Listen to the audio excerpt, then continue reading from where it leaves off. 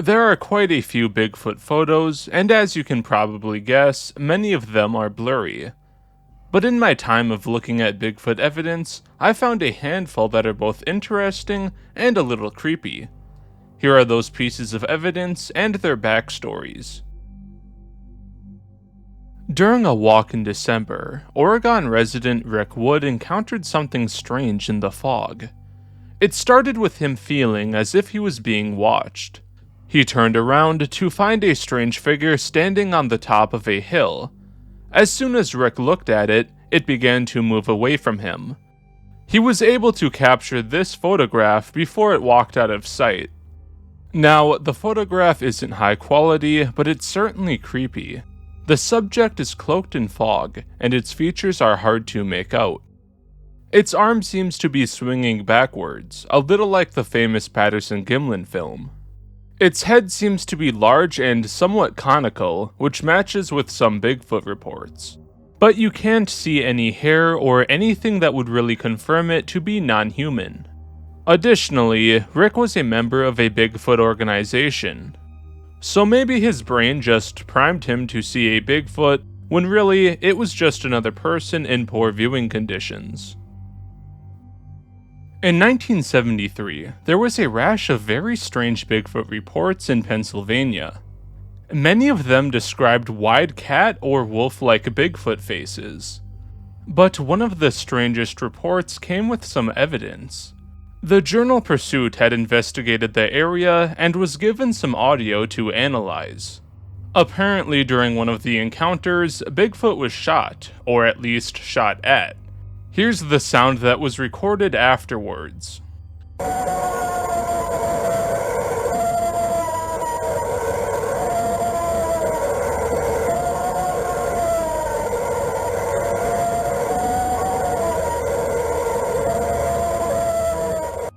Bigfoot hunter Robert Jones had the audio sent in to a biologist who had studied primate audio before. The biologist came back with 3 major points. 1, it didn't match with any animal he knew of. 2, it wasn't a hoax made by some machine. And 3, whatever it wasn't human. Jesus Payan is an American actor who's been in shows like Breaking Bad. He's also a longtime searcher for Bigfoot in New Mexico. He even runs a YouTube channel called Breaking Bigfoot, where he documents his search. One year, after having a discussion with a skeptical friend, Jesus convinced him to go on a Bigfoot hunting expedition. During the day, they heard some noises and tree knocking. They also saw some weird structures, but didn't see any Sasquatches. His friend was excited after hearing the tree knocking, so they decided to camp out.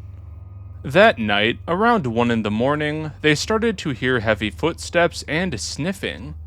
The sniffing started at the ground level before moving towards the top of the tent. Suddenly, a large hand reached underneath the tent, knocking his friend over. Luckily, it retreated after Jesus called out.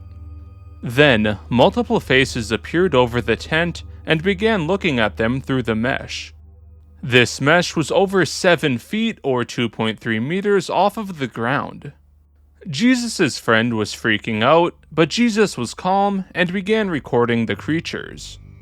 Strangely, he said they were smiling at them.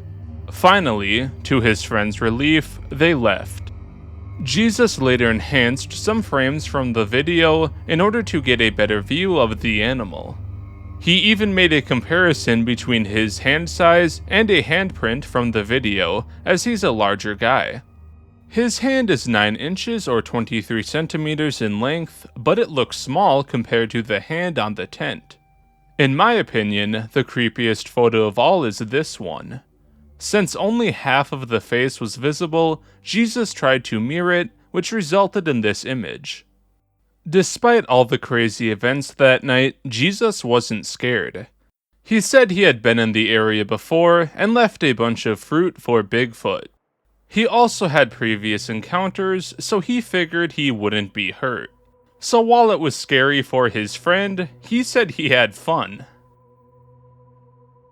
Possibly the most famous Bigfoot photographs are of the Myakka skunk ape.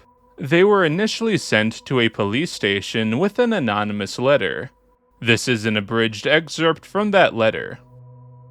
Enclosed are some pictures I took in late September or early October of 2000. My husband says he thinks it's an orangutan. Is someone missing an orangutan? It's hard to judge from the photos just how big this orangutan really is. It's in a crouching position in the middle of standing up from where it was sitting. I didn't even see it as I took the first picture because it was so dark. As soon as the flash went off for the second time, it stood up and started to move. I then heard the orangutan walk off into the brushes. From where I was standing, I judge it as being about 6.5 to 7 feet tall in a kneeling position. As soon as I realized how close it was, I got back to the house. It had an awful smell that lasted well after it had left my yard.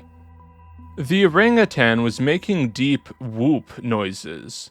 It sounded much further away than it turned out to be.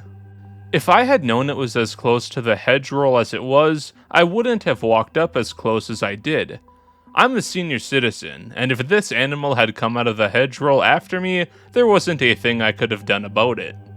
I was about 10 feet away from it when it stood up.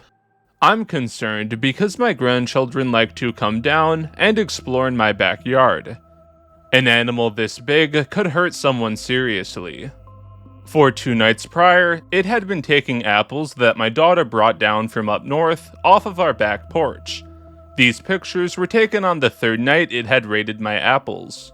It only came back 1 more night after that and took some apples that my husband had left out in order to get a better look at it. Please find out where this animal came from and who it belongs to. It shouldn't be loose like this. Someone will get hurt. I don't want any fuss or people with guns traipsing around behind our house. We live near I-75 and I'm afraid this orangutan could cause a serious accident if someone hit it. Why haven't people been told that an animal this size is loose? How are people to know how dangerous this could be? If I had known an animal like this was loose, I wouldn't have approached it. I saw on the news that monkeys that get loose can carry hepatitis and are very dangerous. Please look after this situation. I don't want my backyard to turn into someone else's circus. The letter ends with the sender stating she preferred to remain anonymous. Her identity has never been revealed, so no further details are known. There are 3 major theories on what's in this photo. A hoax, a real skunk ape, or an escaped orangutan. I want to talk about the escaped orangutan angle first because I personally really disagree with it. First of all, the eyewitness described it as being much taller than the average human. She said the skunk ape was almost 7 feet or 2.3 meters tall on its knees. So its full height would have been way outside the range of an orangutan. The photos were clearly taken up close, so it seems unlikely that she would have misjudged the animal's size. Additionally, the animal's face, or what we see of it, isn't that orangutan-like. It's darker and notably not orange, and the face isn't as wide as an orangutan's. As for the animal being real, a lot of people point to it seemingly moving in between photos. If it was a model or something like that, the movement would be a lot harder to fake. It's certainly one of the better looking photos, as you can see hair, teeth, and eyes. Artist Eric Corbin also made a recreation of the photo. While it looks cool, it doesn't look as real. As for it being a hoax, 2 details are pointed out a lot. One is the presence of eye shine in the skunk ape. Most primates actually don't have the organ that causes eye shine, tapetum lucidum. Only lemurs and some related primates have it, not any large apes that Bigfoot is presumably related to. The other is this strange leaf in front of the mouth. It stays in the same position between photos, showing that it was either attached to the mouth or maybe the ape was holding it with its teeth. Darren Naish thought it could have been attached to conceal some fake-looking aspect of the face. Either way, this photo has always stuck out to me as one of the creepier and higher quality pieces of Bigfoot evidence. It really captures the feeling of encountering something unknown in the darkness. Thank you to Pondicherry, Control-Shift-Kill, and Zachary Mann for helping out with this video. A big shout out to my Patreons Gerhard, Timothy, Wildworld, Jason, Ben, John, and Mackindude. If you'd like to help me out personally, you can support me on Patreon. I'll have a link below. Liking, subscribing, and sharing this video also helps a bunch. Make sure you check out Breaking Bigfoot and Eric Corbin as well. That's all for this video. Keep an eye out in the woods, and I'll see you in the next one.